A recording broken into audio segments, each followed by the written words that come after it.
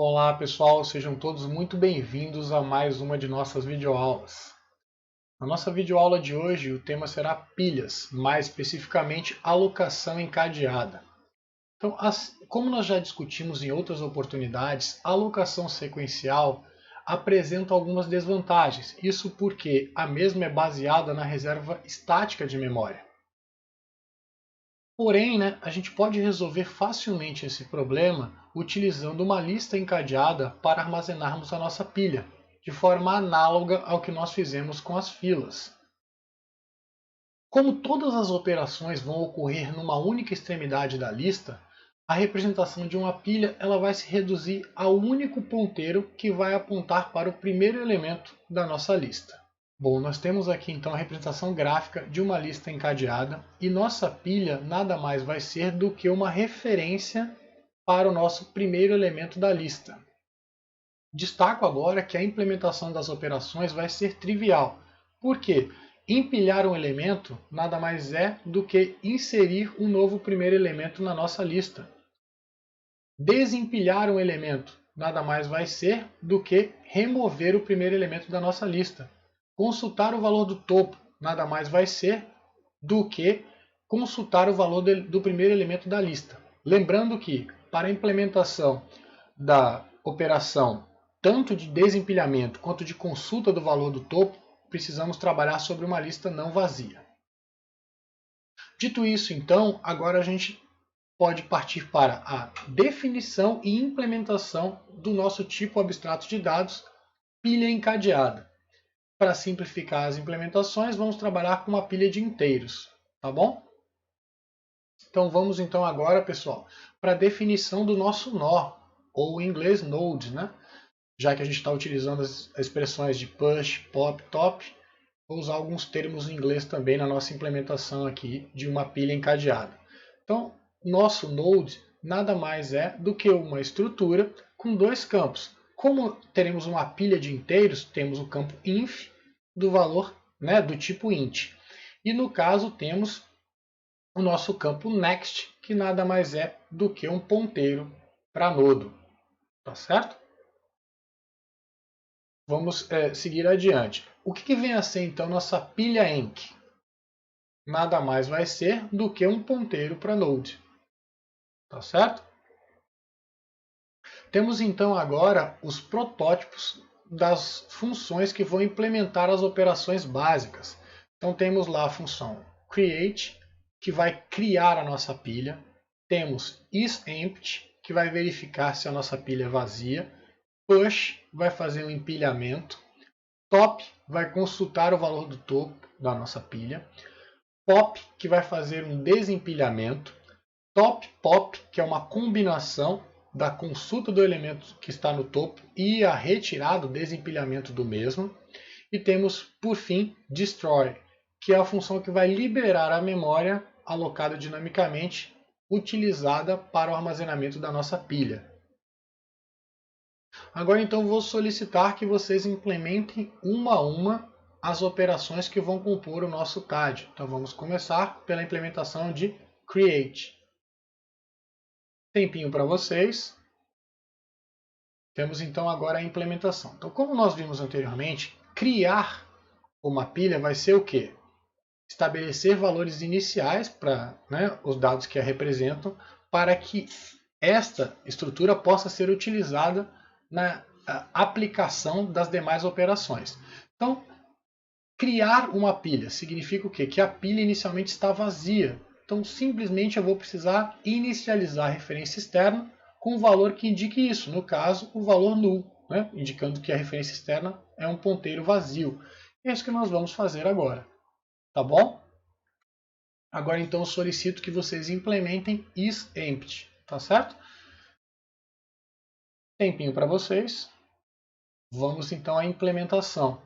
Então, nesse caso, como que eu verifico se uma pilha é vazia? Simplesmente vou observar o conteúdo da referência externa.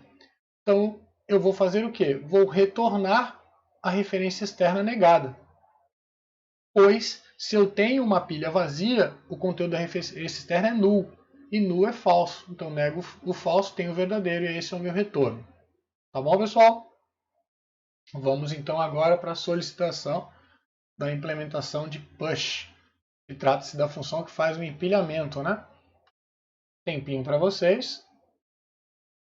Vamos então para a codificação. O que eu vou fazer? Vou ter variáveis locais, mais especificamente uma variável local, né, new, para me auxiliar na reserva da área de memória para o novo elemento. E aí vou fazer isso através da utilização, né, da função malloc. Então vou tentar reservar a área para um novo nó. Da mesma forma que nós vínhamos trabalhando, né, com a manipulação da reserva dinâmica de memória, eu preciso me certificar de que a mesma foi bem sucedida. Então eu vou avaliar, né, o conteúdo de new após a execução da função malloc. Tá certo? Então, se porventura a malloc retornou null, significa que não conseguiu reservar memória dinamicamente. Então, null, como nós vimos, equivale ao falso. Eu nego o falso, vou entrar no meu if. Informo ao usuário do problema, então, através de uma mensagem na saída padrão.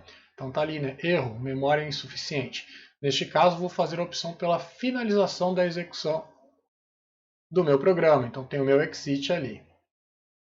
Se eu não entrei no if, significa o quê? Conseguir reservar área com alocação dinâmica de memória para um novo elemento. E agora eu vou inicializar os campos adequadamente. Então, primeiro, né, vou inicializar o campo inf, né, do node, ou do nodo, no caso, apontado por new, e aí atribuo o valor que eu recebi como parâmetro.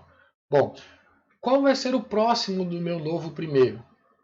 O elemento apontado pela referência externa. Mesmo que eu tenha uma pilha vazia, o conteúdo ali vai ser null e é o conteúdo adequado para o next do meu novo elemento. Então, simplesmente consulto o valor da referência externa e atribuo para o campo next do meu node apontado por new.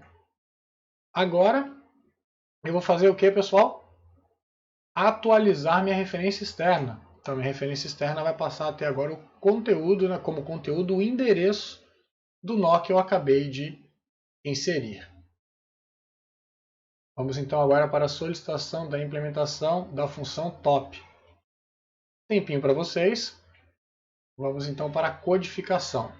Para que eu consulte o valor do topo de uma pilha, eu só posso fazer isso em uma pilha não vazia. Então começo a minha implementação verificando se a pilha é vazia. Notem que eu não utilizei a função isEmpty para não ter a necessidade de mudar de contexto, perder assim eficiência na execução da minha função top.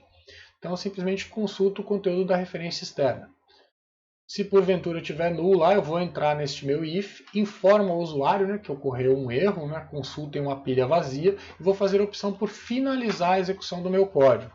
Como eu já comentei em outras videoaulas anteriores, não necessariamente eu preciso finalizar a execução, eu poderia ter uma outra abordagem, mas neste caso estamos fazendo a opção por finalizar a execução, se porventura está sendo feita a tentativa de consulta do valor do topo de uma pilha vazia. Se eu não entrei no if, significa o quê? Estou consultando o topo de uma pilha não vazia. Logo, a consulta é válida. O que eu vou fazer? Vou retornar, então, o valor do campo inf do nó que se encontra no topo da minha pilha. Vamos, então, para a solicitação agora de implementação por parte de vocês da função pop, que vai fazer um desempilhamento. Tempinho para vocês. Vamos então para a codificação. De forma análoga ao que acontecia na função top, eu só posso fazer o desempilhamento de um elemento em uma pilha não vazia. Então começo a minha implementação pela verificação. Tá certo? Então se porventura eu entrar no if, significa que eu estou tentando fazer um desempilhamento em uma pilha vazia. Informo este problema ao usuário e faço a opção por finalizar a execução do meu programa. Se eu não entrei no if, significa que eu estou tentando desempilhar um elemento em uma pilha não vazia. Logo, trata-se de uma operação possível. Né? Tem o meu else, vou ter uma variável local aux, né? Para viabilizar a minha desalocação de memória utilizada pelo elemento que eu estou desempilhando.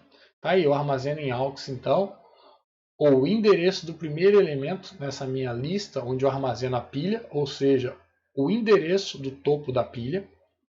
Aí eu posso atualizar então, né, o endereço do topo da minha pilha. Vai passar a conter o campo next do elemento que até então estava no topo. E agora eu posso liberar então a área de memória ocupada pelo elemento que foi desempilhado, né? Endereço este que foi armazenado em AUX, que está sendo utilizado agora ali como parâmetro na função free. Fecho apenas o bloco agora do meu else e finalizo a implementação da minha função pop. Vamos agora para a solicitação da implementação da função top-pop. Tempinho para vocês. Vamos então para a implementação. Bom, a função top-pop é uma combinação das duas funções mencionadas no seu nome, né? Então, a combinação da função top com a função pop.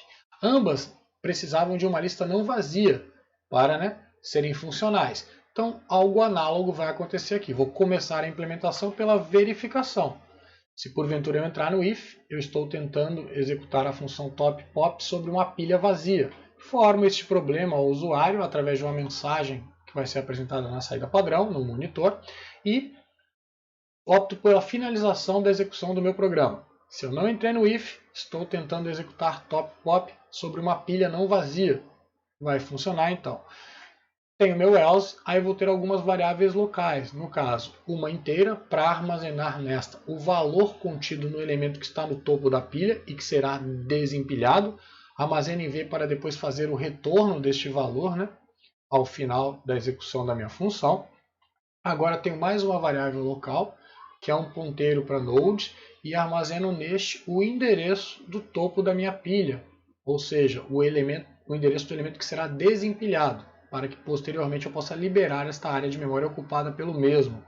Agora sim eu posso atualizar então o valor da minha referência externa, né, o endereço do meu topo da pilha, e agora libero a área de memória e finalizo a execução retornando o valor que eu havia armazenado na minha variável local ao else v. Fecho apenas o bloco do meu else, finalizando a implementação da minha função top-pop. Vamos então agora, pessoal, para a solicitação da implementação da função destroy, que vai liberar a área de memória ocupada pela minha pilha. Tempinho para vocês. Vamos então para a codificação. Bom, efetivamente eu vou ter uma variável local para me auxiliar no processo. Vou denominar a mesma como aux. Esta é uma pilha enc. Lembrando que uma pilha enc nada mais é do que um node asterisco. Tenho agora então um laço de repetição while. Enquanto a minha lista que armazena a minha pilha não for vazia, eu vou ficar iterando. Aí o que eu vou fazer? Salvo o endereço do primeiro elemento da minha lista, ou seja, do topo da pilha em aux. Atualizo o que eu tenho em L e libero a área de memória ocupada pelo elemento que tem seu endereço em aux. Tá certo? Fecho o bloco do while. Então, quando eu sair do meu while, eu vou ter liberado memória de todos os elementos que estavam contidos na minha lista e que representavam elementos da minha pilha armazenada na mesma. Tá certo, pessoal? Bom, então agora nossas observações finais. Então, o mesmo que foi discutido a respeito de filas ocorre com pilhas. O que eu estou querendo dizer com isso? Uma pilha nada mais é do que uma lista com uma disciplina de acesso associada. Isso significa dizer o quê? Que tudo que nós estudamos sobre listas, todos os conceitos, podem ser aplicados para pilhas, tá certo? Por exemplo, eu posso utilizar uma lista encadeada com nó cabeçalho, onde eu vou armazenar nesse nó cabeçalho, por exemplo, o número de elementos na minha pilha para armazenar uma pilha. E eu deixo isto como até uma proposta de exercício de fixação para quem quiser assim implementar esta estrutura que eu estou mencionando. Nossa videoaula de hoje finaliza por aqui. Eu agradeço a todos e até a próxima, pessoal.